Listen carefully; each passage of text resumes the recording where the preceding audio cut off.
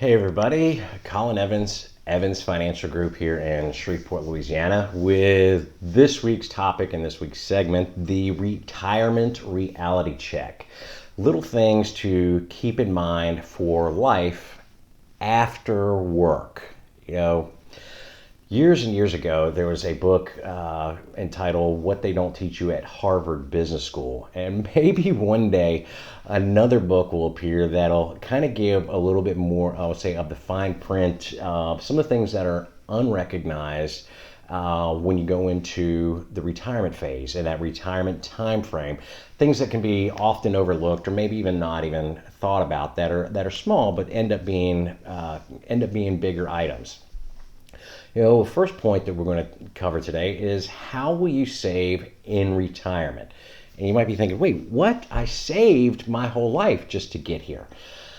But, more and more baby boomers to this day, are retiring. And one of the things is the odds and possibilities of living much, much longer and even up to age 100 are completely possible.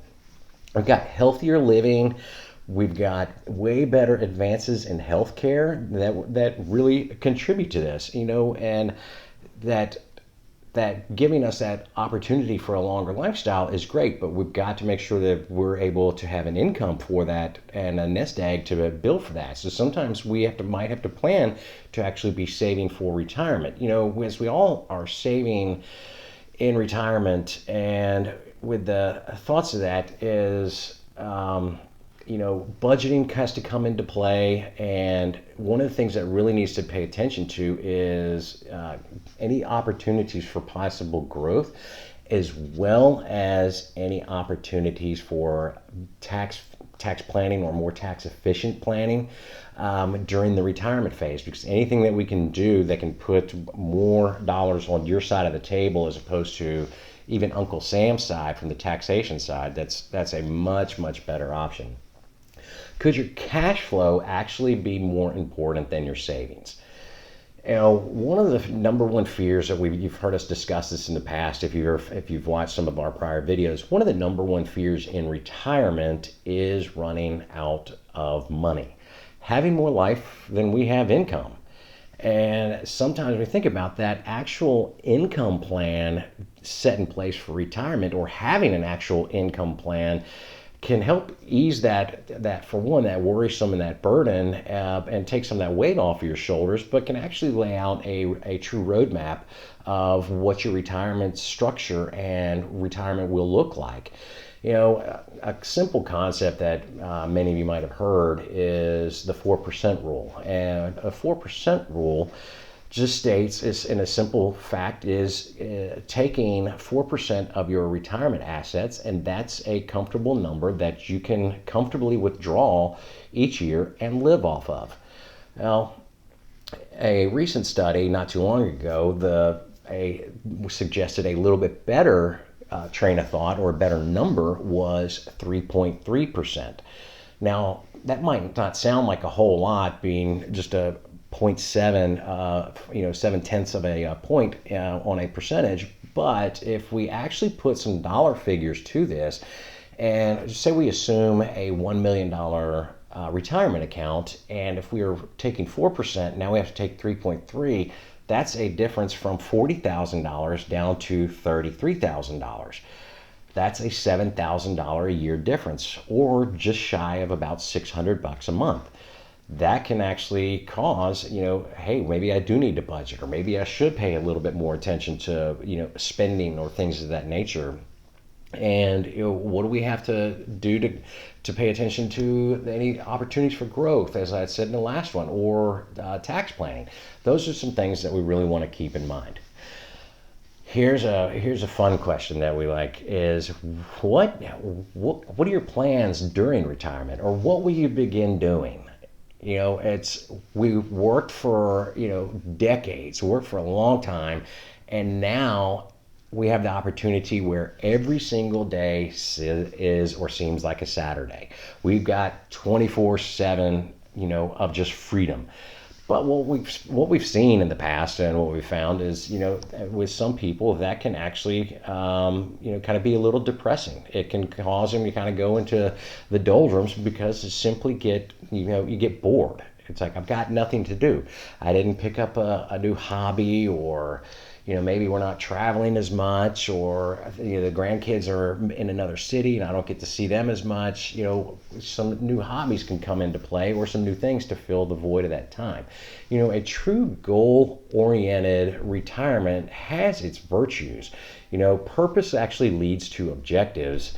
Objectives lead to actual strategies, and strategies can actually impact and put a little bit of structure and order in your daily and weekly living. You've got something to do.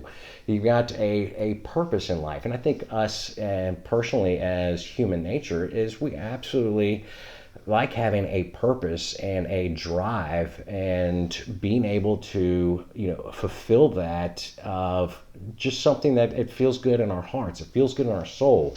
We can do something with our a church, or with the community, and our food banks and things of that nature. It could be volunteering time and things like that, but it's something that actually gives a bit notion of, let's just have something with a little bit of a purpose, and we'll really make entire retirement time truly, truly fulfilling for you as well as those around you.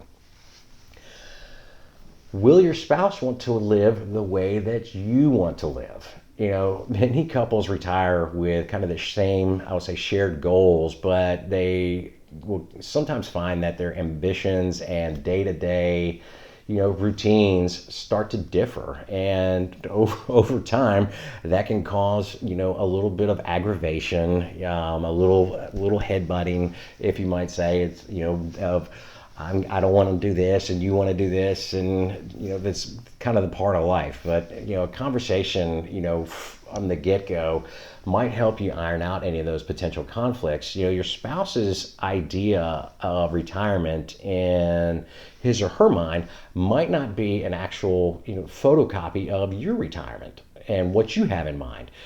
Some of us might be planning on saying, I plan on being on the golf course 5 days a week. And the spouse is going, oh, no, no, no, you're not planning on being on the golf course. So having those conversations in advance can help prevent some of that aggravation that could be caused down the road. And final point that we're going to go through today, it's in this retirement reality check. When should you and your spouse claim Social Security benefits?